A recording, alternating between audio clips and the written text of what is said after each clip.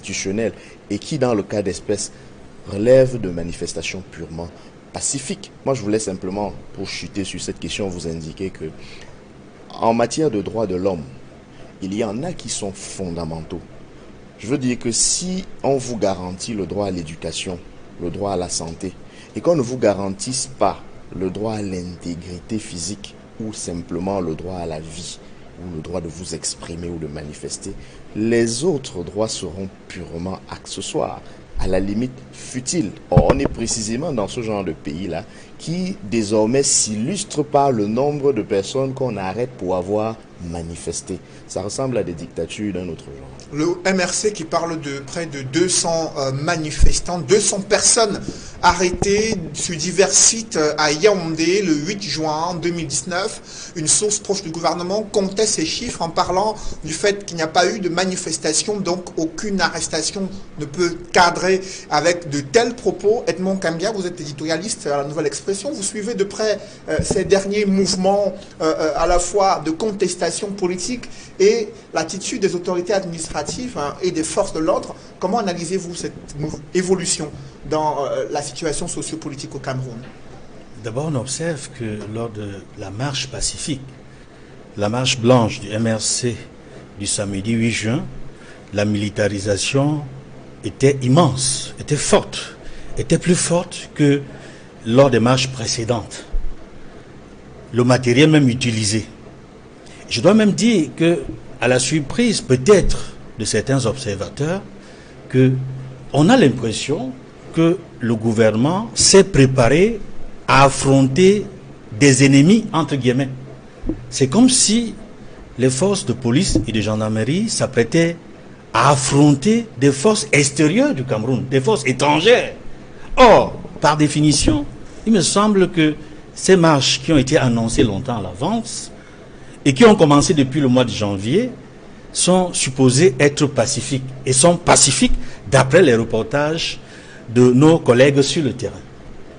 On peut également observer autre chose, c'est que cette fois-ci, compte tenu de du déploiement immense des forces de police sur le terrain et du quadrillage de toute la ville de Yaoundé, parce que c'était pratiquement toutes les artères de la ville qui étaient surveillées. C'est-à-dire que, comme disait Maître Roland Diéou tout à l'heure, nous avons eu l'impression qu'il y avait également le délit de faciès. C'est-à-dire même des personnes qui n'avaient même pas encore marché, mais qui étaient soupçonnées d'appartenir ou d'être sympathisants du SDF, étaient interpellées. Il est difficile aujourd'hui, du MRC, il est difficile aujourd'hui de dire exactement combien de personnes ont été interpellées. Probablement une centaine. Peut-être environ 200, comme dit le porte-parole du MRC. Mais nous allons également ajouter autre chose. C'est que c'est dommage ce qui est en train de se passer. C'est dommage parce que le Cameroun a mieux à faire.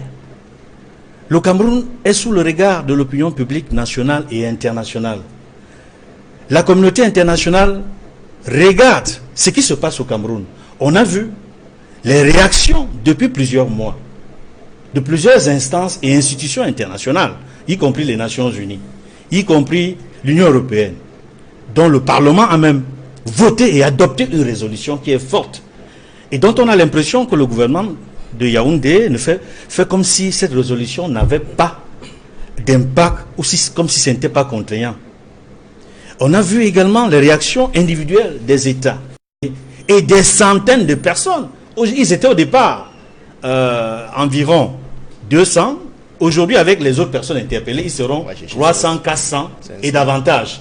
Et je dis c'est vraiment dommage parce qu'on a le sentiment que finalement le gouvernement n'écoute ni la communauté nationale ni la communauté internationale. Et je crains fort que le Conseil de sécurité se réunisse bientôt dans le cadre d'une réunion formelle Nous allons en parler. Pour un débat public. Edmond Kambia, autre réaction dans le sillage de ces arrestations, c'est celle de Célestin Bedzigui, président du PAL. Il a soutenu la candidature du président de la République, Paul Biya, durant la dernière élection présidentielle. Il fait savoir dans les colonnes du quotidien Le Jour que l'arrestation est l'embastillement des concitoyens à la suite de leur participation à la dernière marche pacifique du 1er juin de la partie politique est une abomination, un acte qui révèle de la voyocratie gouvernante qui écrase la démocratie pour laquelle les Camerounais se battent depuis. Des propos de Célestin Bedzigui au regard du climat sociopolitique au Cameroun. Avec vous, Jean-Robert Wafo, vous partagez ce point de vue de Célestin Bedzigui sur une voyocratie qui écrase la démocratie pour laquelle les Camerounais se battent depuis longtemps? Non, mais il est clair que quand on empêche un citoyen d'exercer un droit constitutionnel, on est pratiquement en dictature. Donc voilà, parce que la liberté de manifester, la liberté de s'exprimer, c'est des droits constitutionnels, donc c'est des droits inaliénables. Et un État, je veux dire un gouvernement qui se respecte, un régime qui se respecte, n'est-ce pas, se doit, n'est-ce pas, de protéger ces droits fondamentaux. Bon ben maintenant, Edmond Kamgia dit le gouvernement est autiste, que le régime de Yaoundé refuse de comprendre. Non. Non, ils savent ce qu'ils font. Je crois qu'il serait pratiquement il serait idiot de croire que un régime pareil qui a fait 37 ans au pouvoir peut se faire harakiri. Non. Il serait totalement naïf de penser que ce régime ne sait pas ce qu'il est en train de faire. Que fait-il selon vous? Mais écoutez, ce régime, je l'ai dit d'entrée de jeu, ce régime est en train de bafouer les droits les plus élémentaires, les droits fondamentaux des citoyens. Et moi, mon attachement viscéral, n'est-ce pas, au principe de la liberté, aux valeurs de la liberté et de l'humanisme, m'impose d'exiger, n'est-ce pas, la libération de tous les prisonniers politiques qui ont été incarcérés juste parce qu'ils ont voulu s'exprimer. C'est-à-dire qu'il faut rapidement libérer les innocents qui sont embrigadés, libérer ceux qui se sont juste exprimés sur des faits quelconques. Il faut, et si le gouvernement estime qu'il y a des gens qui sont coupables de faits graves, bon, qu'il y ait une justice équitable. Je crois que ce régime peut se faire harakiri pour rien. Parce que ce que je vais dire, et ça je le dis gravement, j'ai précisé que il faut libérer tous les prisonniers politiques.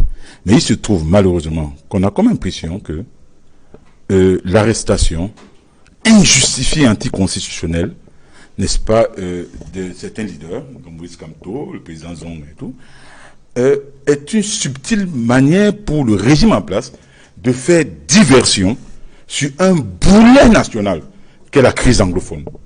Et ça, je le dis clairement, parce que je vais vous poser une question, M. Céline Moufeli. S'il n'y avait pas eu ces arrestations de leaders, de quoi parlerait-on aujourd'hui au Cameroun? Je pose une question. On parlerait uniquement de la crise anglophone, qui a fait près de 2000 morts, qui a qui a produit des réfugiés. Ils sont près de 600 000 à travers le territoire national. Bref, du moins, ils sont près de 50 000 au Nigeria et des déplacés internes au Cameroun qui sont près de 600 000. Donc, si le régime n'avait pas procédé à l'incarcération, il dit bien injustifié et anticonstitutionnel de ceux qui sont embrigadés là, de ceux qui sont embastillés, de quoi parlerait-on aujourd'hui? Uniquement de la crise anglophone qui sera la tombe de ce régime. Parce que le passif est extrêmement lourd. Alors moi je dis ceci, le régime ne va pas passer le temps à distraire les gens. Je suis d'accord que tous les leaders soient libérés, tous les leaders d'opinion soient libérés.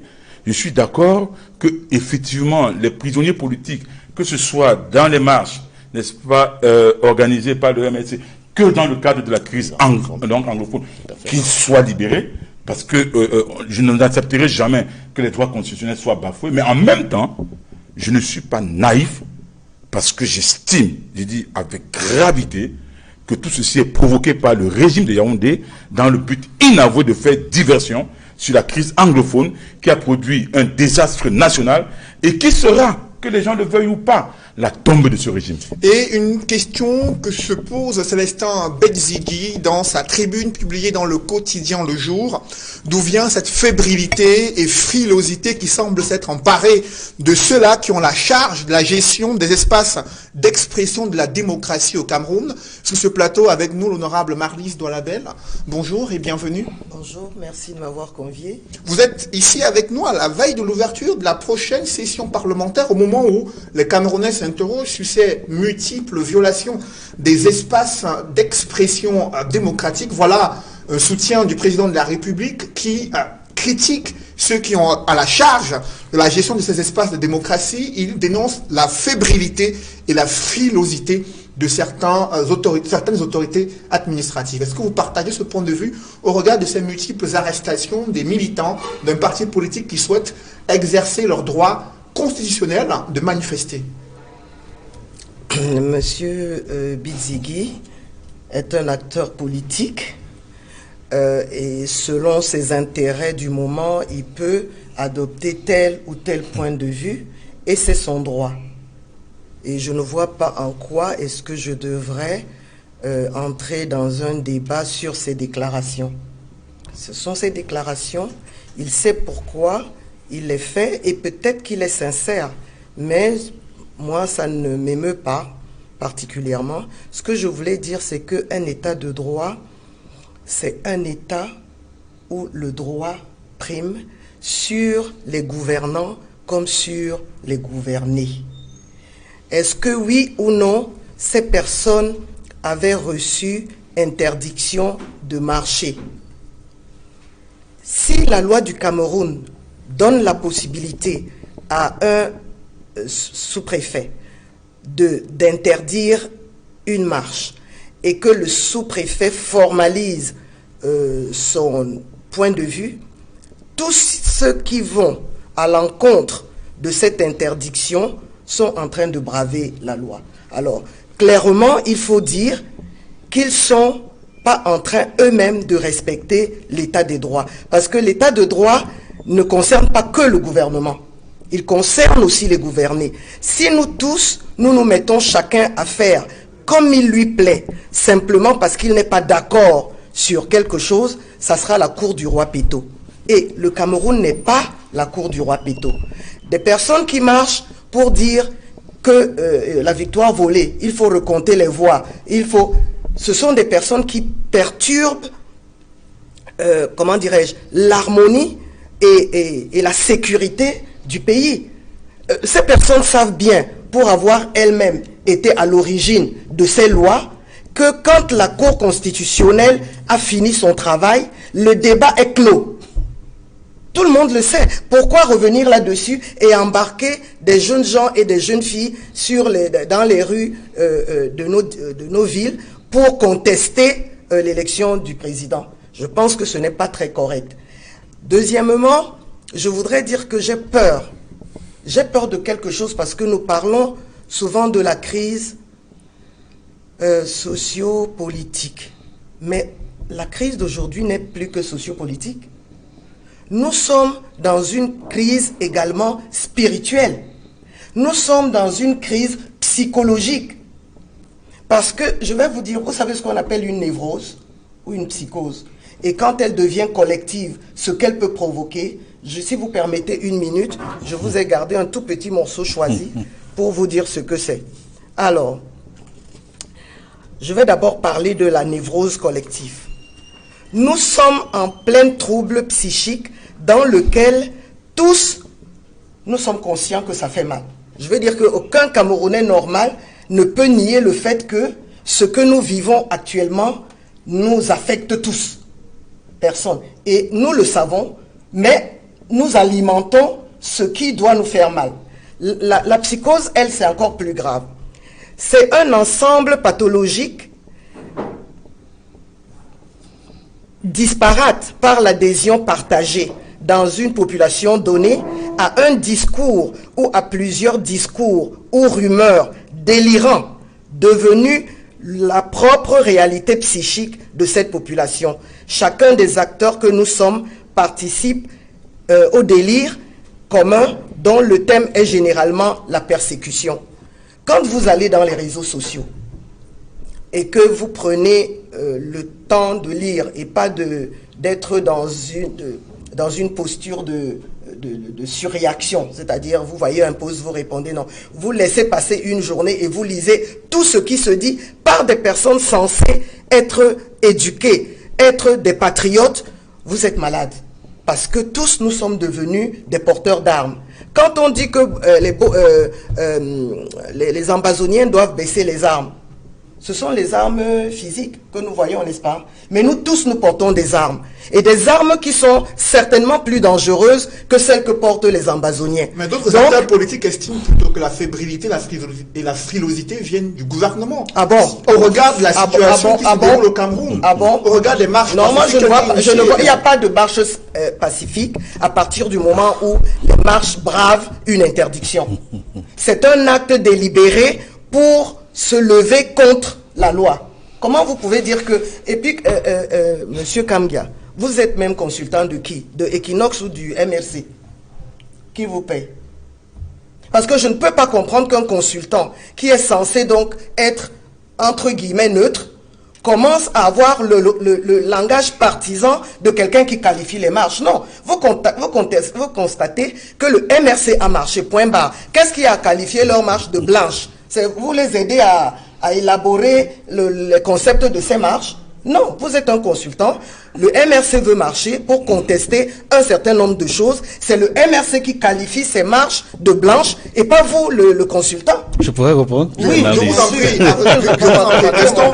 Restons sur le débat de fond concernant le caractère pacifique de la marche et le fait que ce parti politique brandit son droit constitutionnel à pouvoir manifester son opinion publique. Que répondez-vous, honorable? Je demande, moi je ne suis pas un juriste, mais du peu que je connaisse de ces lois sur les libertés, je sais qu'on a quand même le devoir de déposer auprès de la sous-préfecture une demande pour marcher. Maintenant, le sous-préfet, en fonction de son analyse, c'est parce que c'est lui qui est garant de la sécurité sur son territoire. Ce n'est pas le MRC, ce n'est pas le RDPC, ce n'est pas le SDF, ce n'est personne. C'est le sous-préfet. Et le sous-préfet prend sur lui, par rapport aux éléments qui sont à sa disposition, de dire qu'il n'est pas d'accord que cette marche ait lieu.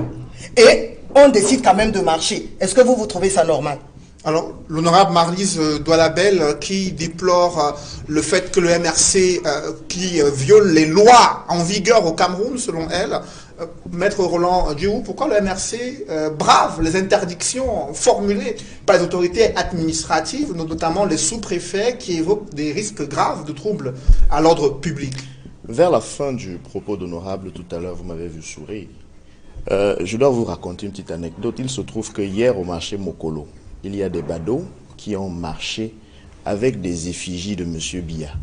J'aimerais demander à l'honorable quand est-ce qu'ils ont déclaré cette marche?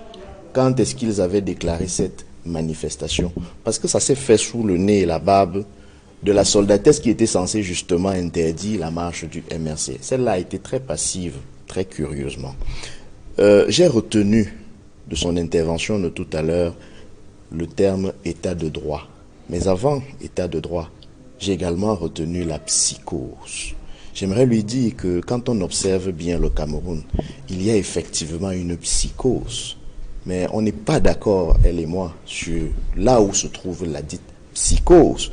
Il y a une psychose au Cameroun quand des citoyens disent qu'ils veulent marcher. La psychose met en transe, à la limite, un certain nombre de personnes qui estiment que une décision de justice ferme la bouche aux gens. Dites-moi dans quel pays une décision de justice a remis en cause la liberté d'expression. Dites-moi dans quel pays une décision a tout un fossé. Il n'y a pas pire dictature que celle qui se fait à l'ombre des lois. Et Honorable le sait. Parce que l'apartheid était une loi. Et elle le sait. La ségrégation raciale, on n'aura de cesse de le dire. C'était des lois. Fallait-il les respecter, ces lois-là? La colonisation, les lois Gaston Defferre et avant, l'indigénat, c'était des lois. Fallait-il donc condamner, nous aujourd'hui, condamnons-nous Oumniobé, condamnons-nous Osende Afana, Ernest Wandi, condamnons-nous Martin Luther King, condamnons-nous Nelson Mandela pour avoir bravé des lois injustes, c'est-à-dire des lois contraires au droit. Et quand je parle d'état de droit, j'en viens pour vous dire que vous faites comme si au Cameroun, il n'existe que la loi de 90 sur les manifestations publiques, que non. Il existe aussi la Constitution du Cameroun et son article 45 qui dispose que les traités et accords, conventions légalement signés et ratifiés par le Cameroun ont une valeur supérieure aux lois nationales. Quand vous convoquez en vertu de cette disposition-là, les dispositions du pacte international sur les droits civils et politiques, ou celle de la Charte africaine des droits de l'homme et des peuples, il est inéluctable que la loi du Cameroun ne peut ne pas violer ces normes supérieures-là lorsqu'on a un régime de manifestation publique à tête chercheuse. Et maintenant, sortons du débat juridique.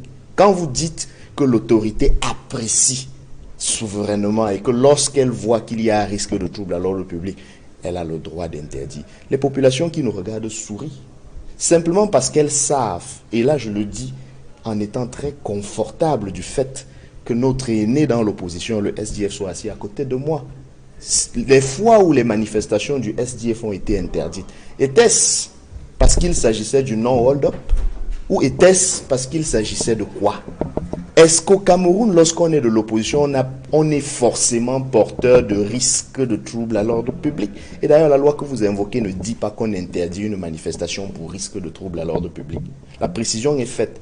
Risque grave de troubles à l'ordre public. Il est bien dit qu'un simple risque de trouble à l'ordre public ne justifie pas une interdiction de manifestation.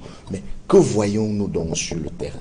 Nous voyons que systématiquement, et le mot n'est pas fort quand on dit systématiquement, l'opinion dissidente à la vôtre, parce que vous pouvez vous exprimer, honorable, vous pouvez dire Paul Biya Oye, vous pouvez même dire Paul Biya Ayop en pleine Assemblée nationale, vous avez le droit de le faire.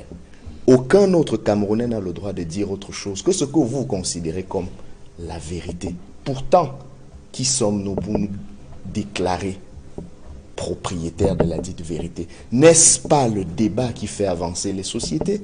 Et on a parlé tout à l'heure, lorsqu'on parlait de la crise anglophone, de l'autisme. Je suis d'accord avec M. Jean-Robert Wafo quand je pense que ce n'est pas seulement l'autisme, c'est aussi la nature même de ce régime qui n'écoute jamais. Il n'est pas conçu pour écouter. Il n'est pas prêt à écouter. Il ne sait pas écouter.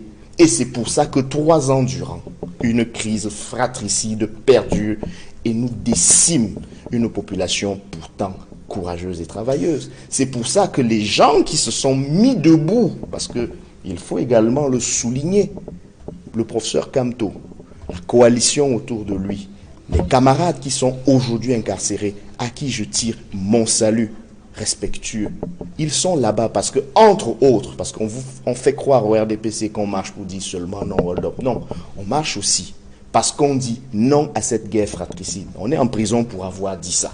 On marche aussi pour dire non à cette gestion calamiteuse des fonds publics avec pour illustration, oh, quelle illustration parfaite, la gestion de la canne. Et justement, et dans ce sac de ciment et camions. Et dans ce sillage-là, le Célestin Mbedzigi qui s'étonne, comment le candidat RDPC, qui a obtenu un score plus qu'honorable de 71%, qui lui confère une légitimité incontestable, pourquoi ce régime manque tant d'une assurance sereine?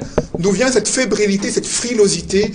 Edmond Kambia, cette analyse que fait Célestin Mbedzigi sur la réaction, l'attitude du pouvoir de Yaoundé face à des Camerounais qui souhaitent manifester, comment entrevoyez-vous cette attitude?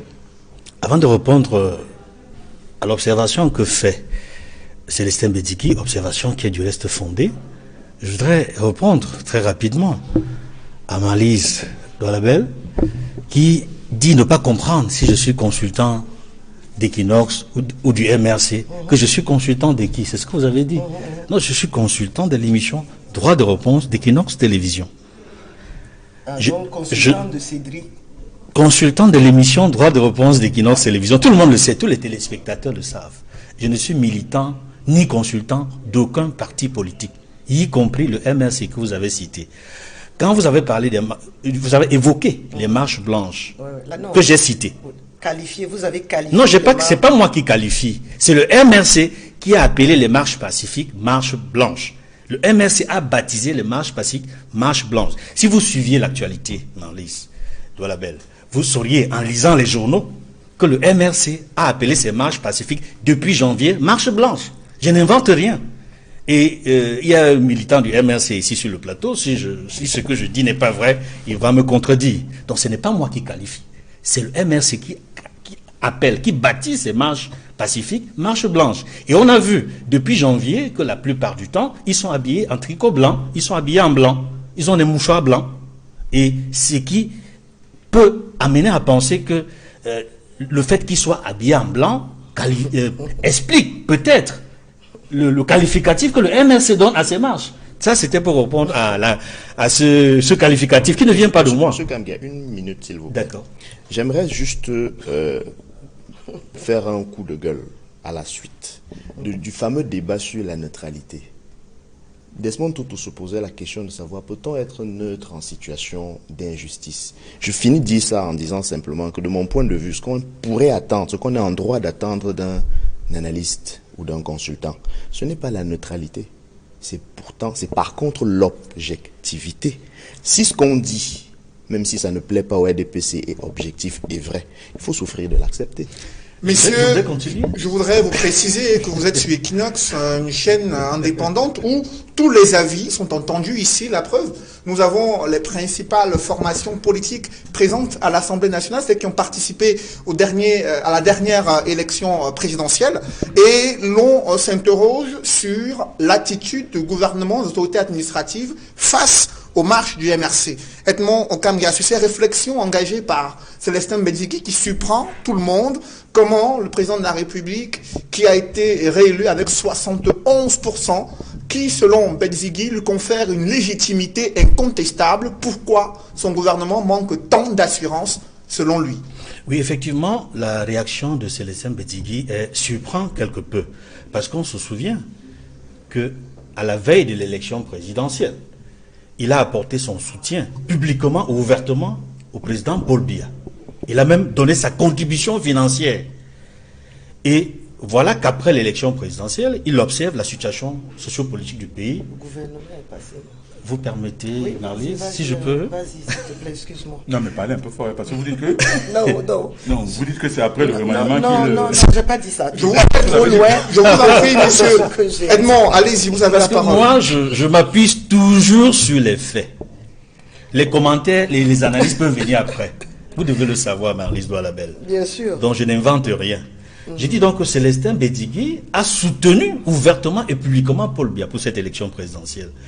Et sa réaction est d'autant pertinente qu'il ne comprend pas que celui pour qui il a donné son vote, parce qu'il l'a fait, il a dit, il a annoncé, j'ai voté pour Paul Biya.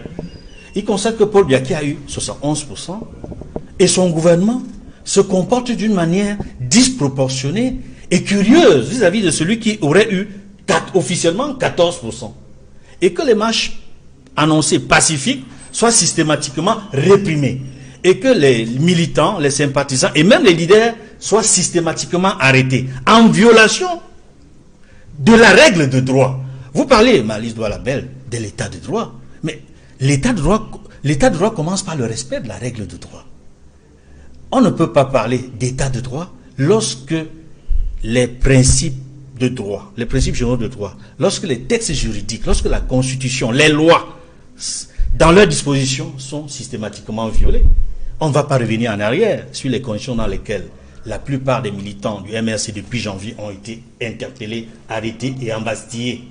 On ne va pas revenir là-dessus, tout le monde le sait. Et même les magistrats, même au tribunal militaire, le savent. Ils ont été très embarrassés. C'est la raison pour laquelle aujourd'hui, ils ont du mal à en finir avec le dossier MRC, que ce soit sur le plan des tribunaux de droit commun ou alors sur les tribunaux de droit militaire. Encore que le Cameroun a signé des textes qui empêchent qu'on juge des civils dans des tribunaux militaires. Avançons, monsieur Noufélé, pour dire que le Cameroun a également signé des traités et conventions, parmi lesquels la Charte africaine de la démocratie, des élections et de la gouvernance, qui consacre principalement des principes de démocratie, qui respectent les droits individuels et les libertés publiques, et la manifestation. Le droit de manifester fait partie des droits qui sont consacrés par la Charte africaine de la démocratie, des élections et de la gouvernance. Et tout le monde sait que les traités et conventions s'imposent à la Constitution. Ils rentrent dans le dispositif, dans le droit positif camerounais. C'est la raison pour laquelle, quand il faut faire la balance, c'est-à-dire entre la Constitution et une loi ordinaire, qu'est-ce qu'il faut privilégier? la primauté vient à la Constitution ou à la loi ordinaire. Encore que, si nous avions un Conseil constitutionnel qui travaillait normalement, comme le veut la Constitution, il serait inadmissible qu'une loi ordinaire s'oppose à la Constitution. Ou à un traité. Ou à un traité. Cela ne se fait pas dans aucun état de droit. Parce que je parle par rapport à l'état de droit. Dans aucun état de droit au monde, une loi ordinaire ne peut s'opposer, ne peut être incompatible avec un traité qui a été signé et ratifié, ou être incompatible ou non conforme à la Constitution. Or, c'est ce qu'on vit au Cameroun avec la loi du 19 décembre 1990 sur la liberté de réunion et manifestation. Dans certaines de ces dispositions qui sont contraires à la Constitution même. Et c'est pour cela qu'on n'avance pas du tout. Donc, revenons sur Célestin Bédigui pour dire c'est une analyse pertinente. Il faut faire, c'est-à-dire dont il faut prendre en compte dans l'analyse pour dire que voilà quelqu'un. Quand on voit le parcours de M. Bédigui, je le connais depuis qu'il avait créé son parti, le PAL, le Parti de l'Alliance libérale, avant même d'arriver à l'UNDP, et avant que, aujourd'hui, de se retrouver dans une situation embarrassante où il a été appelé à voter pour Paul Biya. Aujourd'hui, j'ai l'impression même qu'il a du mal à comprendre que pourquoi j'ai voté finalement pour Paul Biya s'il peut réprimer tant des libertés et les droits. Dans ce paysage sociopolitique, on parle de fébrilité et frilosité de certaines autorités administratives. Le SDF l'a aussi vécu en début d'année 2019 avec une marche initiée pour dénoncer la catastrophe liée au retrait de l'organisation de la CAN 2019 et également la situation dans les régions anglophones. Vous le vivez cette situation depuis une vingtaine d'années, cette interdiction des manifestations initiée plusieurs fois par des leaders du SDF. Jean-Robert Wafo. D'abord, avant de répondre à cette question, j'aimerais, pour revenir à M. Bédigui, juste vous dire que je n'ai pas une vision angélique de la vie politique, en comme les déclarations de certains hommes politiques, parce que quand ils soutenaient le candidat Paul Biya, ils savaient pertinemment que rien ne pouvait changer en matière de liberté. Ça, c'est clair. On ne change pas, après avoir fait, n'est-ce pas, près de 36 ans de règne. Il le savait très bien. Alors, les déclarations qu'il a eues à tenir, quoique respectables, ne sauraient me pousser à croire qu'il a changé. Peut-être que des intérêts, n'est-ce pas, sont passés par là, des intérêts qui ont été piétinés, et j'ai entendu, n'est-ce pas, la députée Malice Doualabel dire sous cap que bon, le remaniement est passé, peut-être c'est ce qui, il n'a pas été nommé, et peut-être c'est ce qui justifie sa prise de conscience tardive, si je veux être gentil, ou alors son retournement devait, si je veux dire vrai. Bon, maintenant, s'agissant donc des libertés, il faut savoir une chose, la loi de 90 c'est clair, hein, c'est-à-dire que les manifestations publiques obéissent à un régime de déclaration et non d'autorisation, c'est clair, c'est la loi. C'est la loi. C'est-à-dire que vous voulez organiser une manifestation publique, un parti politique veut organiser une manifestation publique, vous faites une déclaration à l'autorité compétente, je veux dire à la sous-préfecture. Et il appartient, n'est-ce pas, à l'État, puisque le sous-préfet est le représentant de l'État, d'encadrer ces marches, de mettre des mécanismes pour encadrer ces marches. Je suis désolé, c'est ça. Et puis, je ne vais pas revenir sur la Constitution qui prescrit la liberté d'expression, la liberté de manifester. Donc, si on était dans un pays normal qui se respecte, ou alors qui est respectueux des droits de l'homme, mais carrément, tu as dit qu'on aurait déjà demandé à ces sous-préfets d'interdire, donc on aurait interdit à ces sous-préfets d'interdire systématiquement les marches. Et puis, puisque vous aimez trop parler de la loi, vous semblez contester, malheureusement, et sans raison, je vais dire une chose. En mars 2013, l'honorable Jean-Michel Nietzsche, président régional du SDF pour le littoral, a déposé une déclaration de manifestation publique à la sous-préfecture de Douala-Premier. Le sous-préfet a opposé une interdiction. Il a saisi le tribunal administratif de la région du littoral. Jusqu'aujourd'hui, rien. L'affaire n'a pas été enrôlée. Je dis jusqu'aujourd'hui.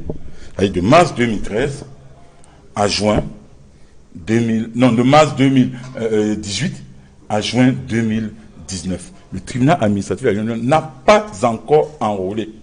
Pourtant, n'est-ce pas, cette requête avait été déposée en mars 2013. Donc, c'est pour vous dire que la volonté, madame le député Doualabel, du régime de bâillonner systématiquement la liberté d'expression est constante. Et puis, il y a une chose, M. Céline Oufélé. J'ai dit ceci. Celui qui estime que nous avons affaire à un régime imbécile est 2 fois imbécile. Celui qui estime que nous avons affaire à un régime idiot est 2 fois idiot. C'est un régime, nous avons affaire à un régime qui a un génie, mais un génie diabolique. Un génie qui ne met pas au service des populations, je veux dire du peuple. Parce que voyez-vous, quand je vous dis tout ce qui est posé comme acte actuellement et qui est totalement condamnable, c'est de diversion aux problèmes réels du peuple camerounais. Parce que, voyez-vous, on ne s'occupe plus des problèmes d'électricité, de manque de fourniture en eau, de rien du tout, de la santé, de l'éducation, de rien du tout. Prenons le cas du dernier collectif budgétaire. Est-ce que vous savez qu'on a diminué le budget du ministère de l'Agriculture? Est-ce que vous savez qu'on a diminué le budget du ministère de l'Enseignement secondaire? Est-ce que vous le savez? Est-ce que vous savez que, pourtant, il y a eu un collectif budgétaire, c'est-à-dire suite à cette ordonnance, de 361 milliards de francs CFA. Mais le budget du ministère des Enseignements secondaires a baissé. Donc le budget du ministère de l'Agriculture a baissé. Le budget mais écoutez, et même le budget de la DGSN a baissé.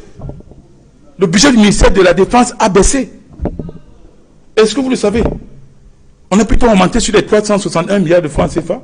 On a augmenté le budget du ministère des Sports et de l'Éducation physique. Pourtant, un journal nous a révélé que de janvier 2019 à maintenant, 143 milliards 700 millions de francs CFA ont été dépensés au seul titre des chantiers de la Coupe d'Afrique des Nations.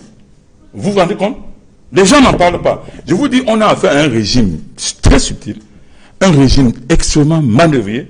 Et j'appelle, n'est-ce pas, les bonnes consciences, les journalistes de qualité que vous êtes, à parfois lorgner du côté des actes qui sont posés par ce gouvernement. C'est des actes qui tirent le Cameroun vers le bas parce que M. Cédric Noufélé, je prends l'exemple de cette ordonnance du chef de l'État qui rallonge le budget de 361 milliards de francs CFA. Donc 121 milliards de francs CFA en termes de recettes propres. Et 240 milliards de francs CFA en termes d'emprunts et dons. Parce que voyez-vous, quand un gouvernement comme celui-ci finance le déficit public, non pas par des ressources propres, c'est-à-dire des impôts et taxes, mais plutôt par des emprunts, il crée un passif qu'on appelle la dette publique.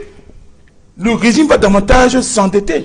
Et qui va écoper? C'est les générations futures. Pourquoi on n'en parle pas? On a près de 198 milliards, 198 milliards de francs CFA. Des tirages spéciaux, bilatéraux, multilatéraux et des bons du trésor. Les gens n'en parlent pas. Ce régime sait de quoi il est question. Et puis, j'ai dit ceci. Le régime ne va pas continuer à le faire. Le peuple camerounais va se lever. Ne rêvez pas. La crise anglophone est déjà la tombe de ce régime. L'exaspération du peuple camerounais, à travers les privations, que ce soit des libertés, de l'eau, de l'électricité, en matière d'éducation et tout, viendra zinguer le cercueil. Vous avez compris, Madame la députée? Alors, après vous n'en sortirez pas. Ce n'est pas le fait d'arrêter des leaders d'opinion. Ce n'est pas le fait de le faire qui va distraire le peuple camerounais. Vous vous trompez. Et nous, nous serons vigilants. En même temps, nous allons demander que des personnes injustement incarcérées soient libérées, que les prisonniers politiques incarcérés dans le cadre de la crise anglophone soient libérés, que ceux dont on soupçonne des faits graves, qu'ils aient droit à une justice équitable. Autant, nous allons regarder ce qui se passe dans ce pays. Parce que vous avez décidément, c'est-à-dire que vous avez résolu, n'est-ce pas, de sacrifier des dizaines de millions de Camerounais, et ça ne passera plus. Et cette loi rectificative qui pourrait être examinée également durant la session parlementaire du mois de juin 2019. Et sur ce plateau avec nous, une députée parlementaire, l'honorable Marlise Doualabel, sur ces accusations formulées par le SDF à l'encontre du pouvoir de Yaoundé, qui brandirait les arrestations des militants du MRC et leurs leaders pour détourner le regard des Camerounais des maux qui minent le pays sur le plan économique, sur le plan infrastructurel, sur le plan de l'accès aux soins de santé, à l'éducation. Comment réagissez-vous? Souvent, on est tous dans une même salle de cinéma, nous regardons le même film et chacun le comprend comme il veut. Donc si c'est ça la position du SDF, surtout que monsieur le ministre de la Communication ne viendra certainement pas au deuil. Il a dit que... Non, il a dit qu'il va aider à zinguer le cercueil, c'est ça? C'est pas ce que j'ai dit. J'ai dit l'exaspération du peuple camerounais, Oui. du fait de graves manquements du régime, en matière d'éducation, en matière de santé. Va tuer ce régime. Non, ça va venir zinguer votre cercueil. Voilà, c'est votre d'accord. cercueil que ça va Mais tu viendras au deuil. Mais, écoutez, la République continuera. Et ce qui est sûr, Si tu que vous viens ne au voulez deuil. ou pas, vous passerez. Et le Cameroun restera. Mais nous passerons c'est que tous. vous passerez. Nous passerons tous. Ouais. Parce que quand il va falloir ausculter. Mais sauf que et nous n'avons pas de savoir passif, d'où contrairement vient- à vous. Ah non, non, non, vous avez un passif, Donc, vous avez un monsieur. passif très lourd. Mais vous en avez Nous n'avons pas du qui tout, est parce que nous n'avons jamais extrêmement géré. grave. Nous n'avons également. jamais géré, Mais madame. Je vous en maintenant, prie, Jean-Robert Wafo, vos vous permettez à insuffisances. l'honorable de s'exprimer. Vos insuffisances qui ont enterré votre parti avant le décès du RDP, parce que un mort ne pleure pas un mort. Qui est mort? Vous non. Mais vous êtes Le mort. SDF. Revenons sur les questions de fond maintenant. Si Je vous vous en êtes prie. mort, c'est bien parce que vous avez été malade. Et Mais vous vous avez êtes- été malade de quoi? Oui, mais Si êtes dans le vous monde- êtes si, oui, mais vous êtes dans le monde si merveilleux juste de que ça. Voisinier. Non. C'est vous qui avez empêché qu'il y ait élection Non, dans non, les non, zones non, anglophones, non, non, non, dans le nord-ouest et le sud-ouest. Non, non, Et non. vous avez Honorable fait Jean-Robert électoral. Wafo, Mais je quand- vous en prie, au-delà de ces questions Et voilà les politiciennes conséquences aujourd'hui. sur le SDF et le RDPC, certainement lors d'une prochaine campagne électorale, on en parlera. J'ai laissé Restons, monsieur Wafo parler. restons maintenant sur les questions de fond voilà. concernant Allez sur les questions de fond, Mais non, madame. le pouvoir va de aller sur Yaoundé. les questions de fond. D'abord pour dire que quand on parle de psychose, on ne parle pas de ces manifestations administratives qu'on observe. On parle de ce qui est dans nos cerveaux désormais et qui nous détruit. Et ne L'administration répondez n'a pas pas, de s'il vous cerveau. plaît. S'il vous plaît. Je vous en prie, Excusez-moi. permettez-lui Je de suis en train s'exprimer. de dire que le peuple du Cameroun est en train de souffrir de quelque chose de grave. Et on le voit nettement dans les réseaux sociaux. Et c'est de plus en plus grave. Le mal que nous nous faisons les uns les autres. Et quand on pense donc que c'est ce peuple-là qui devra imaginer, comment dirais-je, l'avenir, on se demande s'il sera capable d'imaginer un avenir de qualité, si lui-même s'est déjà autodétruit. C'est de ça que je parlais. Je ne parlais pas de la fébrilité, les marches et tout ça. Pour moi, c'est des épiphénomènes. Maintenant, concernant la loi, c'est vrai que la loi existe. C'est vrai que dans la norme La hiérarchie de des la normes. hiérarchie des normes, c'est clair, c'est su de tout le monde. Mais sauf que malgré cela, même l'Union européenne a prévu la limitation de la liberté d'expression On n'en débat dans certains pas. domaines. D'accord. On ne débat pas des Voilà. limitations Donc, non, raisonnables. c'est pour dire que l'environnement de chaque pays est aussi l'environnement de chaque pays. On ne va pas aller emprunter, j'allais dire, des dispositions qui ne peuvent en rien nous apporter de solution immédiatement. Immédiatement, moi, Marlise Douala Bell, députée à l'Assemblée nationale, je l'ai clairement dit et à plusieurs reprises que je suis favorable à ce que ces libertés soient vécues autrement. Mais également, je dis que tant que la loi est là pour encadrer cela, il faut que la loi soit respectée. Maintenant, comment faire pour passer de cet état où la loi encadre de la façon qui n'est pas satisfaisante pour tout le monde et pour qu'on arrive Les jours se radicalisent. pour le malaise social, je dirais, ça serait bien que ces personnes soient relâchées. Pourquoi? Parce que ça freine l'accélération du processus démocratique que nous devons continuer à bâtir. Mais en même temps, pour être honnête, on va se dire, on les a donc arrêtés. Pourquoi? Ce n'est pas non plus un jeu. Si on les a arrêtés, c'est parce qu'ils ont enfreint une loi. Alors, il faut qu'ils soient jugés. Et une fois que le jugement est fait et qu'on connaît le verdict, maintenant, le président de la République peut prendre la décision qui lui paraît la plus adaptée à notre environnement, j'allais dire, commun. Mais ça ne veut pas dire que c'est la cour du roi Péto et que chacun de nous, parce qu'il est contre telle ou telle disposition que nous avons librement choisie, va maintenant aller à l'encontre de cela. Et Maintenant, que dites-vous de ceux qui estiment que le gouvernement lui-même ne respecte pas ces différentes lois qui sont pourtant adoptées par le Parlement dont vous représentez ici Moi, et qui sont promulguées par le chef de l'État, les arrestations à des heures qui ne sont pas respectées telles que dans le code, le code pénal, des soupçons d'actes de torture, des dénonciations de violations des droits humains durant les périodes de détention et d'incarcération. Que répondez-vous à ça? je réponds que chaque fois que l'État ne respecte pas l'état de droit, si vous voulez, n'est pas dans l'état de droit, il doit être interpellé. C'est ce que je dis. Mais être interpellé ne veut pas dire aller mener une manifestation qui va... Même quand on interpelle, que fait et d'autres, oui, vous avez dit que... le tribunal administratif de la région du littoral a été saisi par le député mais ça peut être Jean-Michel questionné, ça peut être discuté. Mais ça ne donne pas le droit à quelqu'un d'aller manifester. Ceux qui ont manifesté ont été arrêtés, point barre. Mais depuis plus d'un an. Maintenant, continuons notre débat. Le 23 janvier, le député Jean-Michel Nuitier et le député Joshua aussi. Je voudrais comprendre. À l'Assemblée nationale, mais vous empêchez même à nos députés de s'exprimer. Alors vous parlez de quel état de droit? Quand un groupe parlementaire est incapable de poser sur la table de l'Assemblée, et vous êtes député de la majorité. Vous savez très bien que le groupe parlementaire du SDF a déposé une motion préalable pour qu'on examine la crise. Je vous en prie, Jean-Robert. Vous avez refusé à l'Assemblée nationale. Je vous en prie. Si les députés ne peuvent plus s'exprimer, ils vont s'exprimer. Jean-Robert Wafo, je vous en prie. Voilà. Marlise Doualabel, honorable député, vous avez la parole. Allez-y. Ne défendez pas l'indéfendable et ne soutenez pas l'insoutenable. Qu'est-ce qui est insoutenable, ce qui est mais vous voulez faire croire que le Cameroun est un état de droit. Le Cameroun est un état de droit. Il y a des progrès à faire et nous devons les faire ensemble. Mais de là à dire que on a progressé pendant 37 ans. Allez-y. On a progressé. Si, on a progressé. Et moi, je dis que quand vous dites que le NOZO, le fait qu'on s'intéresse aux manifestants du MRC permet de taire le sujet brûlant qui est celui du NOZO, moi, je n'y crois pas.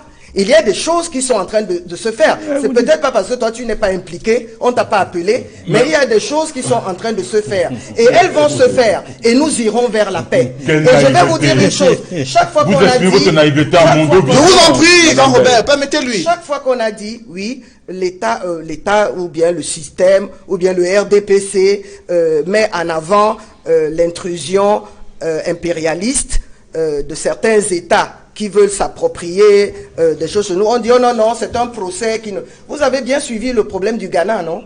Le Ghana, lui, a fait beaucoup de progrès, plus de progrès que nous, dans le domaine de la démocratie et dans le domaine économique. On peut même pas comparer. Mais rien n'a empêché qu'on commence à mousser le Togoland, qui demande aussi sa sécession. Donc, il ne faut pas être naïf, comme l'expression qui est utilisée ici. En même temps qu'on regarde les causes endogènes, on peut questionner les causes exogènes. On ne peut pas penser que nous soyons une île protégée où des prédateurs ne pourraient pas être intéressés. Donc, considérons que le NOZO reste la préoccupation première. Les marches du MRC que vous-même vous ne suivez pas, ils vous appellent chaque fois, ils font la propagande que vous êtes avec eux, vous allez défiler, vous ne venez pas. De quoi vous Ils se retrouvent seuls parce que vous êtes des noyeurs. De quoi vous venez? Messieurs, je vous en prie, à présent, Maître Roland Diou, sur cet arsenal juridique, ce climat sociopolitique au Cameroun et le gouvernement qui souhaite garder la main mise sur les affaires publiques et aller directement vers la mise en œuvre de son programme du septennat des grandes réalisations. Vous avez suivi des grandes opportunités à présent. Vous avez suivi l'honorable Marlise Doualabel, estimé qu'il faut certes libérer les personnes interpellées, mais elle évoque également le fait qu'il existe un état de droit au Cameroun qui peut être en construction permanente avec la contribution de tous les Camerounais. Elle en appelle à une accalmie, à un apaisement sociopolitique. Je me félicite qu'elle appelle à l'accalmie. Mais j'ai un autre petit problème avec sa prise de parole. Nous ne souhaitons pas que ce qui est vu ailleurs soit appliqué au Cameroun. Nous souhaitons que ce qui est déjà consacré, le minimum, le petit peu, que nos textes, que le droit camerounais, le droit positif en vigueur au Cameroun a consacré, que ce droit-là soit appliqué. On ne demande pas à ce que on ait nécessairement tout de suite ce genre de liberté qui frise le libertinage qu'on voit sous d'autres cieux.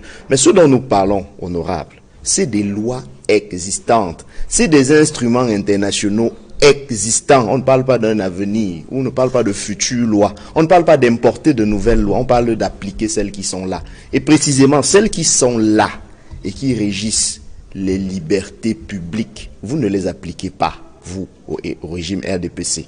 Vous ne les appliquez déjà pas. Vous ne pouvez pas dire que non, chaque pays évolue à son rythme, alors que ce que vous avez déjà comme arsenal juridique n'est pas appliqué. Je ne vais pas revenir sur la distinction qui a été faite précédemment sur la loi et le droit. Je ne reviendrai pas dessus parce que cela a déjà été dit. Il faut seulement qu'on arrête de faire croire aux Camerounais qu'ils sont dans un état de droit. Parce que je le dis et je le dis haut et fort. Nous sommes dans un état qui fait semblant d'être un état de droit. Le professeur Achille Mbembe a appelé cela une démocrature. C'est-à-dire qu'un pays qui se part des atours d'une démocratie, mais qui fonctionne dans les faits comme une dictature.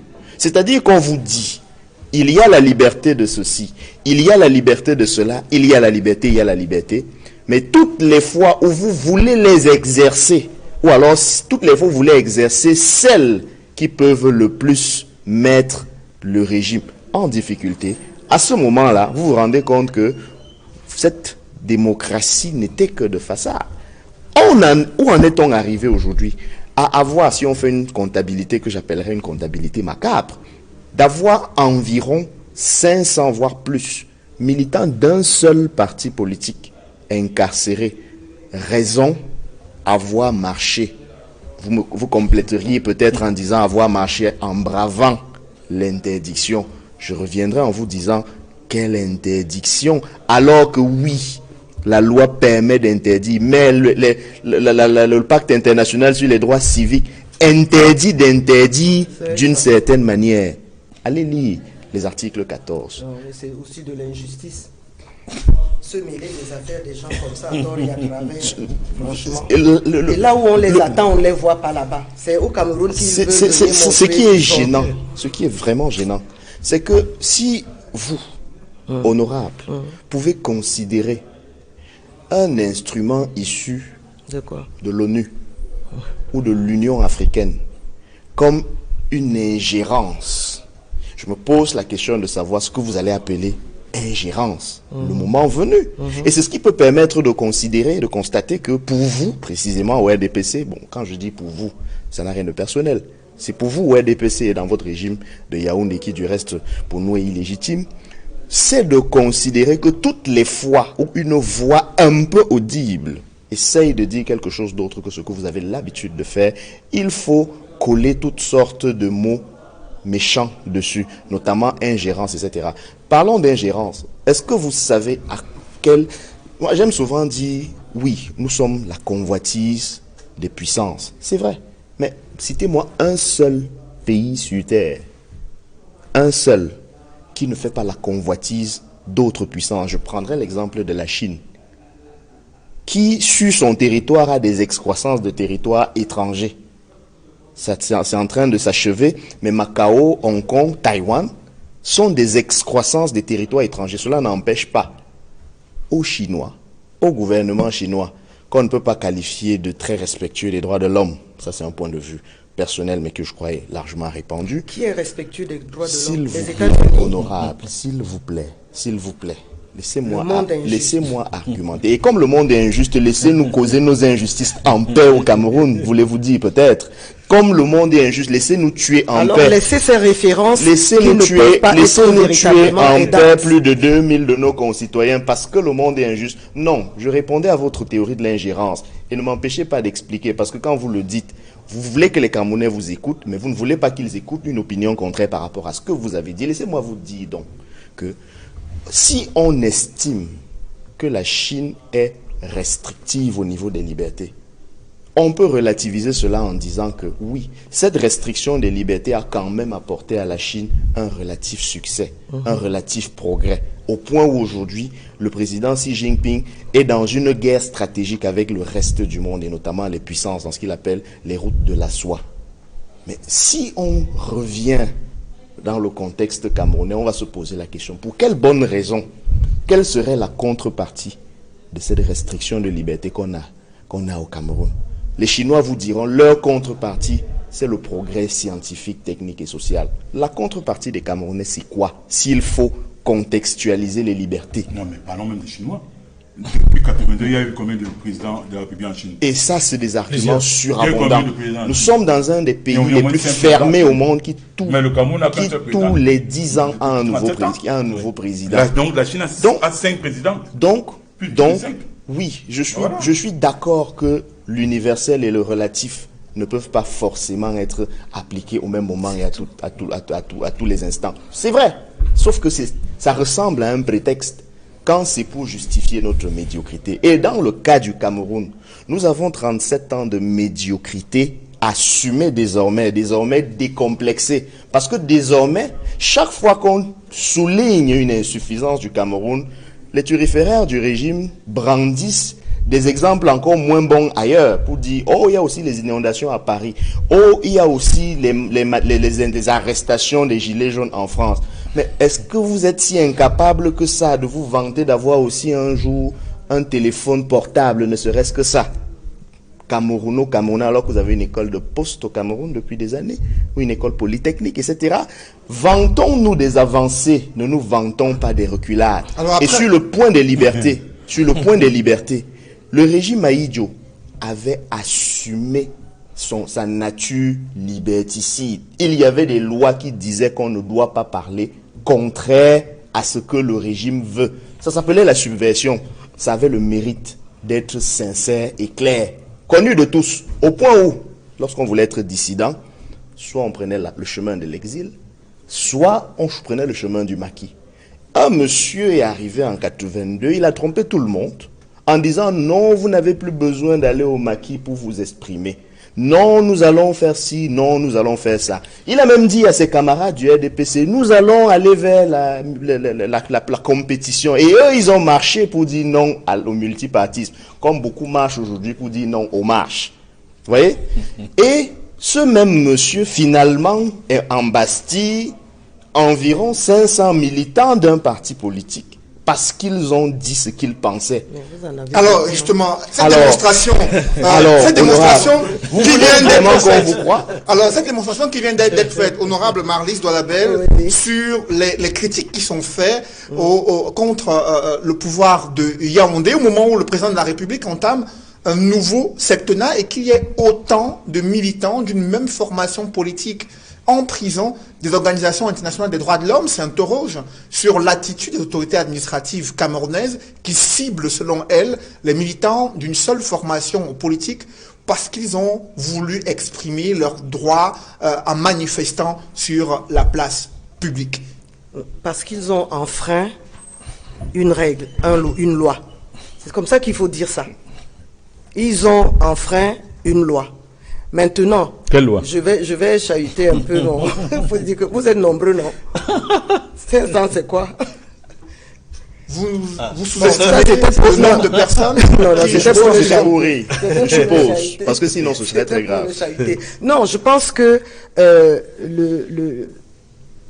l'État est simplement logique avec lui-même.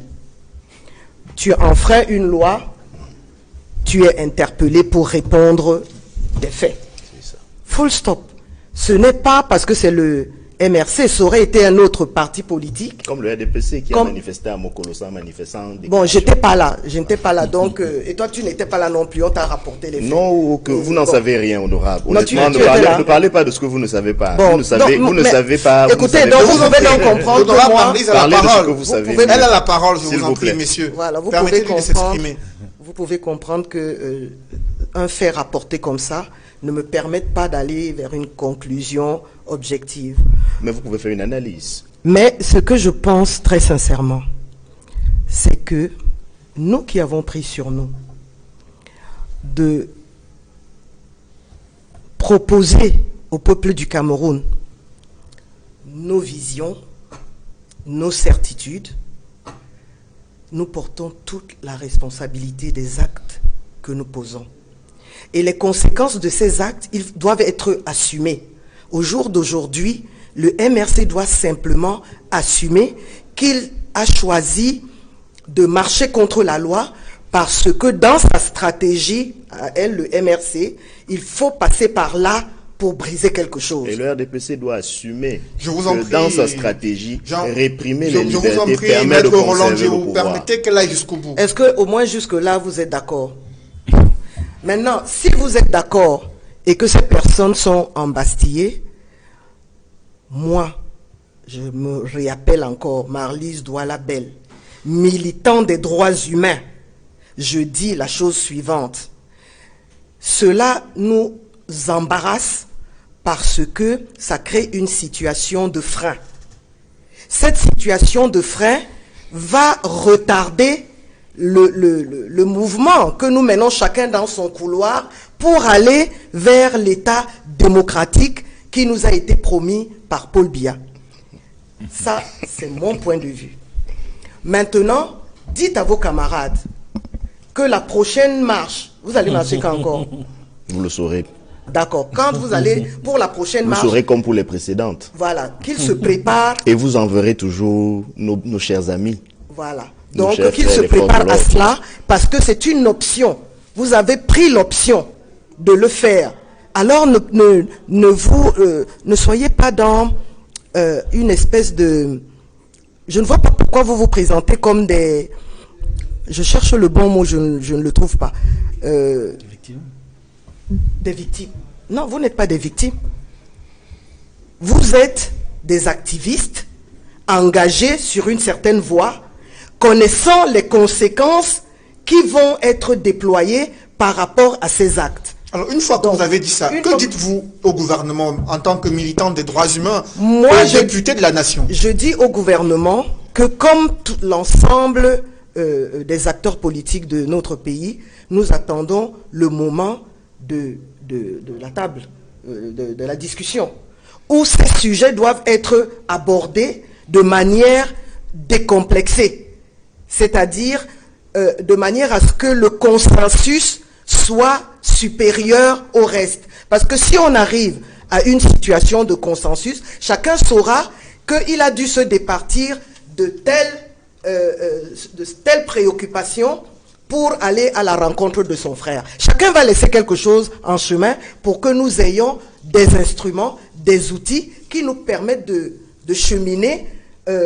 toujours évidemment un adversaire, mais au moins dans un environnement assaini sur le plan des droits humains. Et cette situation des droits de l'homme s'est également détériorée dans les régions anglophones. Là-bas, la violence meurtrière a pris une autre tournure, un cycle de représailles intercommunautaires à la suite d'un assassinat attribué aux séparatistes. Selon la nouvelle expression, des individus armés de machettes se sont attaqués à d'autres populations qu'ils soupçonnent d'appartenir au groupe combattant séparatistes anglophones. Mais selon le journal de Poste, c'est plutôt une affaire où le fils de ce chef de communauté assassiné se serait entendu avec certains hommes en tenue pour voler le bétail de son père, le tuer et attribuer ce crime à d'autres communautés. Au-delà de cette affaire de Wum, il y a une ONG, le Conseil norvégien, qui déplore le fait que la crise humanitaire dans les régions anglophones est la plus négligée dans le monde actuellement. Jean-Robert Wafo, c'est une préoccupation aussi importante pour le SDF, cette détérioration de la situation à la fois humanitaire, économique et sociale dans les régions anglophones. Évidemment. Évidemment. Le SDF a été le premier parti politique à demander ouvertement, dès le déclenchement de cette crise, qu'il y ait un dialogue politique national inclusif, n'est-ce pas, sur cette crise, tout en rappelant le fait que, en cas de ponce-pilatisme, il y aura une détérioration pratiquement irrattrapable. Nous avons été les premiers à le dire. Et même à l'Assemblée nationale, lors de la session de novembre consacrée à l'examen de la loi des finances, les députés, le groupe parlementaire du SDF a même bloqué, n'est-ce pas, l'ouverture de la session parlementaire pour demander pour exiger qu'il y ait une motion préalable consistant à mettre à l'ordre du jour la question de la crise anglophone. La majorité obèse et mal acquise à laquelle appartient la députée Douala-Bel a bien évidemment refusé au point même de quitter l'hémicycle. Donc, vous constatez très bien que ça a toujours été une préoccupation majeure du SDF. Mais je vais dire une chose, M. Sédhic Moufélé. Il y en a dans ce pays qui ont intérêt que la crise s'aggrave. Quel est leur intérêt? Première chose, voyez-vous, vous avez tantôt qu'il y a quelqu'un qui a dit sur ce plateau que le SDF est mort. Vous avez programmé la mort du SDF, c'était pour des raisons électoralistes. Première chose. Parce que nous avons été inflexibles par rapport à la gestion de la crise anglophone, il y a certains turiféraires de ce régime qui ont décidé, n'est-ce pas, de faire la peau dure, d'exacerber les tensions, sachant bien qu'avec ces tensions, il était impossible qu'il y ait des élections présidentielles qui sont normalement organisées dans les régions du nord-ouest et sud-ouest, et ainsi ça allait masquer leur impopularité dans ces régions. Ces gens-là sont connus. Et parmi ceux-là, il y a même un qui allait dire, n'est-ce pas, sur une chaîne internationale que, donc, relativement à ce dialogue, annoncé par le Premier ministre, qu'on parlera de tout, sauf du fédéralisme. Sauf de la forme de l'État, sauf du fédéralisme. Il a dit. Alors, il fait partie, n'est-ce pas, de ceux-là, suivant mon regard, qui n'avaient pas intérêt qu'il y ait élection dans le nord-ouest et le sud-ouest, notamment dans le nord-ouest, pour que son impopularité criarde soit constatée et son siège devait manifestement être éjectable. Il y a également d'autres personnes. Je parle de la 5e colonne qui est au niveau du régime de Yaoundé. Quand je parle de la 5e colonne, manifestement, ils sont en train donc de regarder cette émission. Ils savent de quoi je parle, qui avait intérêt que les tensions s'exacerbent. Parce que, n'oubliez pas une chose, il y a des gens dans ce régime qui sont connectés au fameux lobby militaro-industriel de vente d'armes, parce que quand on vend des armes, c'est-à-dire quand les tensions s'exacerbent, il faut vendre des armes pour, dit-on, protéger les institutions de la République. Et quand on vend les armes, c'est des rétrocommissions. Donc il y en avait qui il y en a qui ont intérêt que la crise ne cesse pas. Donc, et aujourd'hui, les conséquences sont dramatiques, M. Sédhic Moufélé. Regardez le cas de la CDC. La CDC, aujourd'hui, ce qu'est la CDC, donc la CDC, on a près de 600 hectares, n'est-ce pas, totalement détruits par des armées non conventionnelles. Mais vous vous rendez compte? C'est-à-dire qu'on a pratiquement 4 chantiers sur 11 qui fonctionnent, 4 chantiers sur 11 en matière donc de caoutchouc qui fonctionnent à 50%. On a 2 chantiers sur 7 en matière de palmeraie qui ne fonctionnent pas. La CDC, c'est quoi? C'est le premier employeur après l'État.